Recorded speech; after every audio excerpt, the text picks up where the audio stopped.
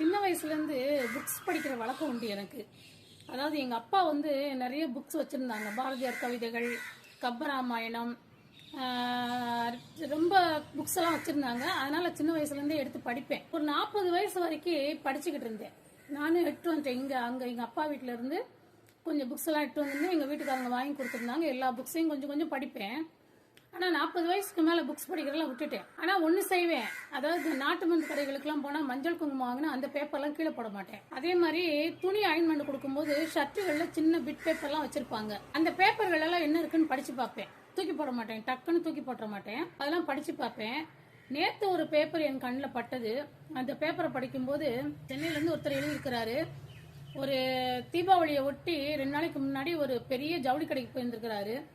அது பக்கத்தில் ஒரு கோவில், பெரிய கோயில் இருந்ததான். அந்த கோயிலில் வந்து ஒரு குடும்பத்தோட அம்மா அப்பா குழந்தைங்க எல்லாரும் சேர்ந்து பார்சல்கள், அதாவது துணி பைகளையும் பலகாரங்களையும் பார்சலை வச்சு வச்சு அந்த கோவிலில் வச்சு வச்சு ஒன்னொன்னா வாங்கி கையில் பிடிச்சிக்கிட்டாங்களாம்.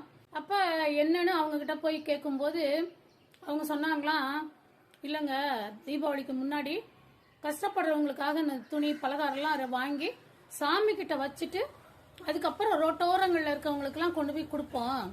அவங்களும் தீபாவளி சந்தோஷமா செலிப்ரேட் பண்ணட்டும்ட்டு தீபாவளிக்கு முத நாள் கொண்டு போய் நாங்கள் கொடுத்துருவோம் அப்படின்னு சொல்லி சொன்னாங்களாம்.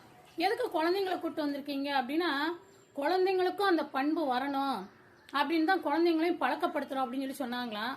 ஒரு ஃபோட்டோ எடுத்துக்கலாமா அப்படின்னு கேட்டப்ப, இல்லைங்க, ஃபோட்டோலாம் வேண்டாம், விளம்பரம் வேண்டாம், வேணா இந்த விஷயத்த போடுங்க, நீங்கள் மீடியாக்களில் போடுங்க, எல்லாருமே இந்த பழக்கத்தை கற்றுக்கிட்டோம் அப்படின்னு சொன்னாங்களாம். எனக்கு ரொம்ப பிடிச்சிருந்தது.